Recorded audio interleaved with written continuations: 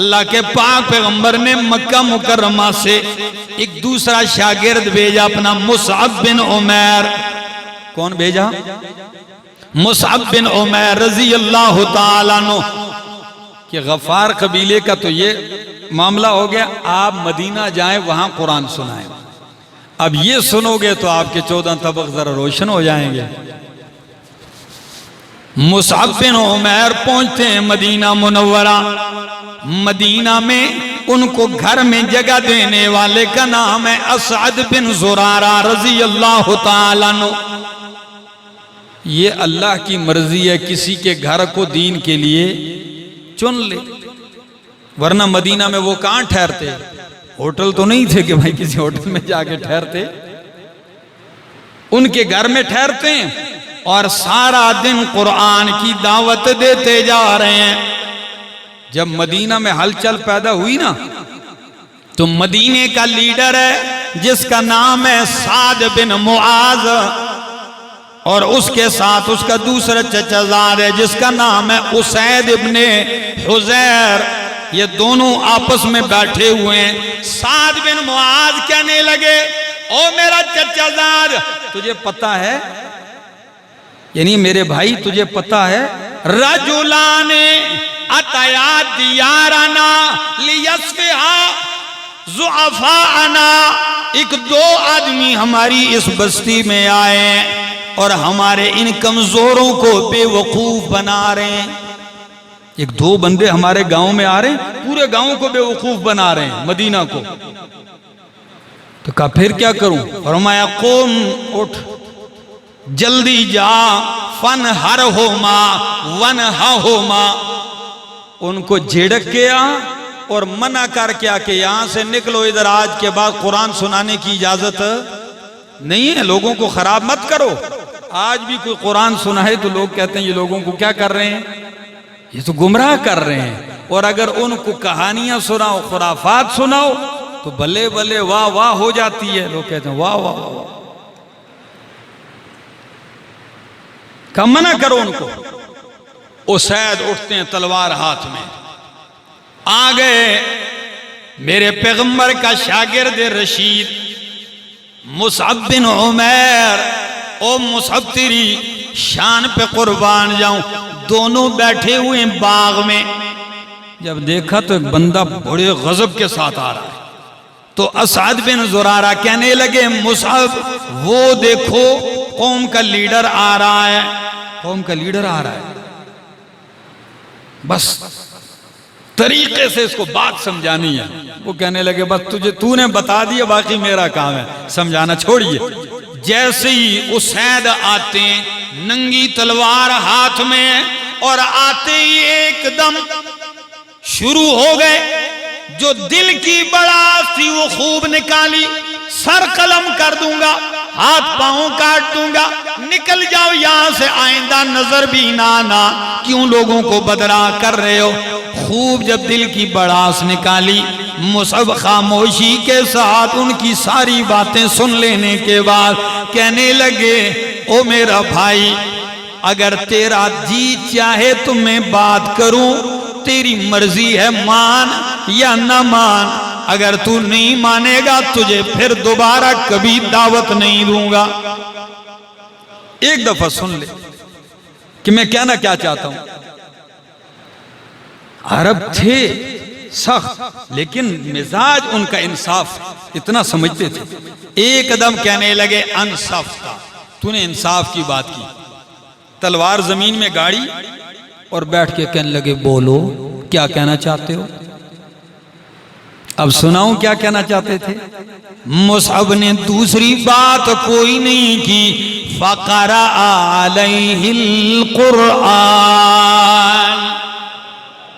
مصعب نے ان کے سامنے رب کا قرآن پڑھنا شروع کر دیا. آپ کی زبان سے قرآن جاری ہے اور اسید ابن حزیر کی آنکھوں سے آنسوں کی برسات جاری ہے. جو ہی تلاوت روکی تو پتہ ہے اسید کہنے لگے بھائی آپ کے دین میں بندہ داخل ہو تو کیا کرنا پڑتا ہے. اللہ اب مجھے یہ بتاؤ آپ کے دین میں بندہ داخل ہو تو اس کو کیا کرنا پڑتا ہے؟ اسید مسکرا کے کہنے لگے زیادہ نہیں، قم تغتسل، اٹھ غسل کر، فتطہر، تو پاک ہو جائے گا، وتطہر ثیابک، اور کپڑے بھی تبدیل کر کے آ۔ بس طلب پیدا ہوئی، پاس ہی چشمہ ہے، کنویں کا تازہ پانی غسل کر لیا، کپڑے تبدیل کر لیے، اب آ گیا، پانی چہرے سے ٹپک رہا، کہنے لگا اب کیا کروں؟ فرمایا قل کلمۃ الحق، اب کلمہ حق کا اعلان کر کہ لا الہ الا اللہ محمد الرسول اللہ۔ کلمہ پڑھ لیا، چمکار آ گئی، چمکنے لگا، تو کہنے لگا میں نے تو پڑھ لیا ہے لیکن میں کلمہ پڑھنے نہیں، مجھے تو کسی نے بھیجا ہے، لیڈر تو پیچھے بیٹھا ہے اصل، اس نے بھیجا ہے۔ تو انہوں نے کہا اب کیا؟ کہنے لگے میں جا رہا ہوں، بولوں گا کچھ نہیں، میں اس کو بھیجوں گا جس طریقے سے مجھے سمجھایا ہے اسی طریقے سے اس کو سمجھا دے۔ پتہ ہے الفاظ کیا ہیں اسید ابن حضیر کے؟ کہنے لگا ان ورائی رجلن، میرے پیچھے ایک آدمی ہے، ان اتبعکما، اگر اس نے تمہاری بات مان لی تو لم یتخلف من قومہ احد، اس کے ماننے کے بعد اس کی قوم میں کوئی ایک بندہ بھی کافر نہیں رہے گا، سارے اسلام لے آئیں گے۔ آدمی اس درجے کا ہے۔ مصعب کہنے لگے ایسا ہی تو بندہ ہمیں چاہیے، جلدی جاؤ اسے بھیجو، جلدی جاؤ جاؤ۔ اسید جب جانے لگے، ادھر سعد بن معاذ مدینہ منورہ کا لیڈر بنو عبد الاشہل کا، وہ انتظار میں بیٹھا ہے، دوست بھی ساتھ ہیں۔ جب اسید کو آتے دیکھا تو سعد دوری سے کہنے لگا ساتھیو، سعد کو تو میں نے، اسید کو میں نے منع کرنے بھیجا ہے، لیکن اللہ کی قسم آتے ہی بتلا رہا ہے کہ میرے بھائی کا وہ چہرہ نہیں جس چہرے کے ساتھ گیا تھا، وہ چہرہ نہیں لے کے آیا، بلکہ نور ایمان چمک رہا ہے اس کے چہرے پر۔ اللہ کی قسم اس کا چہرہ بدل چکا ہے، یہ وہ چہرہ لے کے نہیں آیا۔ بس آتے ہی جب اسید ابن حضیر سے کہا ہاں بھائی منع کیا ہے تو نے ان کو کہ نہیں کیا؟ اسید نے بھی دوسری بات نہیں کہا، بھائی جان میں نے تو کر دیا، اب آپ ہی جا کے منع کر دیں، میں تو منع کر آیا ہوں، اب آپ جا کے منع کرائیں۔ اچھا میرے بغیر نہیں ہوتا؟ نہیں نہیں آپ جائیں۔ اچھا آپ نے نیزہ اٹھایا اور نیزہ اٹھا کے تلوار سونت کے چل پڑتے ہیں، وہ دونوں انتظار میں ہیں کہ اب آئے گا لیڈر۔ لیڈر جس بپھرے ہوئے انداز سے پہنچتا ہے، آتے ہی برس پڑا اور اس مدینے والے شخص سے کہا اللہ کی قسم تو میری پھوپھی کا بیٹا نہ ہوتا نا تو یہ جس بندے کو مکے سے لے کے آیا لوگوں کو گمراہ کر رہا ہے، ابھی تک میں تمہارے سر قلم بھی کر دیتا، لیکن رشتہ داری ہے لحاظ کرتا ہوں، اٹھو۔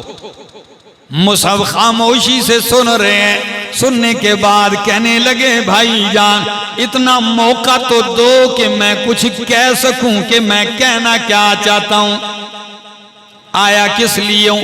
کہنے لگا ہاں بولیے آپ کیا چاہتے ہیں؟ اسید بن حضرت سعد بن معاذ سے مصعب بن عمیر رضی اللہ تعالیٰ عنہ کہنے لگے ہمیں بولنے کا موقع ملے گا، آپ کی مرضی ہے مان لے، نہیں مانتے ہم چلے جائیں گے، آپ کو دعوت نہیں دیں گے۔ کہنے لگا اچھا سناؤ کیا کہنا چاہتے بڑے غصے میں۔ تو اسید بن حضرت مصعب بن عمیر رضی اللہ تعالیٰ عنہ دیر نہیں کرتے، فقرأ علیہ القرآن وقرأ علیہ اوائل سورۃ الزخرف، آپ نے قرآن پڑھنا شروع کیا، اور کون سی سورت؟ یہ میرے سامنے 25واں پارہ سورہ زخرف کی ابتدائی آیتیں پڑھی، کون سی؟ حامیم والکتاب المبین انا جعلناہ قرآنا عربیا لعلکم تعقلون۔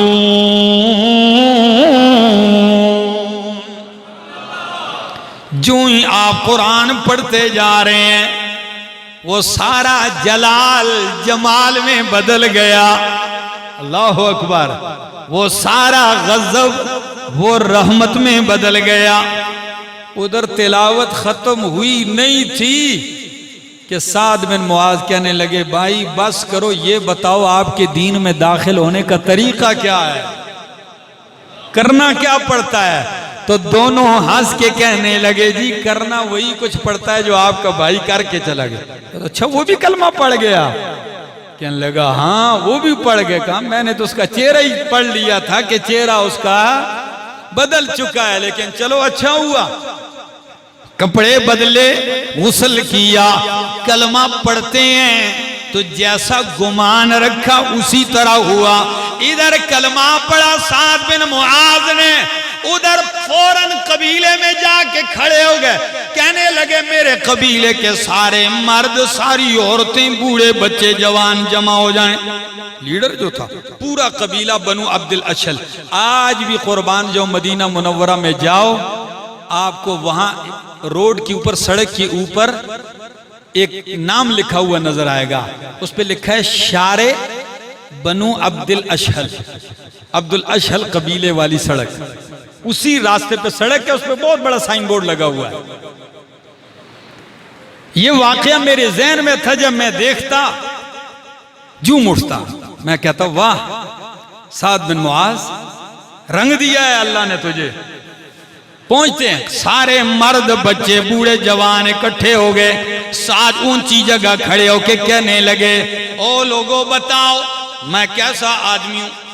سارے کہنے لگے آپ تو بڑے اچھے آدمی ہیں، بڑے پرہیزگار، سچے ہیں، دلیر ہیں، لیڈر ہیں، ہم میں سے شریف ہیں، ہم آپ پہ مر مٹتے ہیں، ہمارے قائد ہیں۔ وہ کہنے لگے اگر مجھے ایسا مانتے ہو تو اللہ کی قسم میں تم سے اس وقت تک باتیں نہیں کروں گا، باتیں حرام ہیں جب تک کہ تم محمد عربی کا کلمہ نہ پڑھ لو۔ بس اعلان کی دیر ہے، ذرا پڑھنے لگا ہوں تاریخ کے اوراق سے الفاظ سنیے گا۔ فما امسا فی دار بنی عبد الاشہل رجل الا مسلم او مسلمت، شام ہونے سے پہلے بنو عبد الاشہل کے اندر کوئی گھر بھی ایسا نہیں تھا جس میں مرد اور عورت مسلمان نہ ہو گئے ہو۔ پورا قبیلہ ایمان لے آیا۔ دین یوں پھیلتا ہے، چلتا ہے۔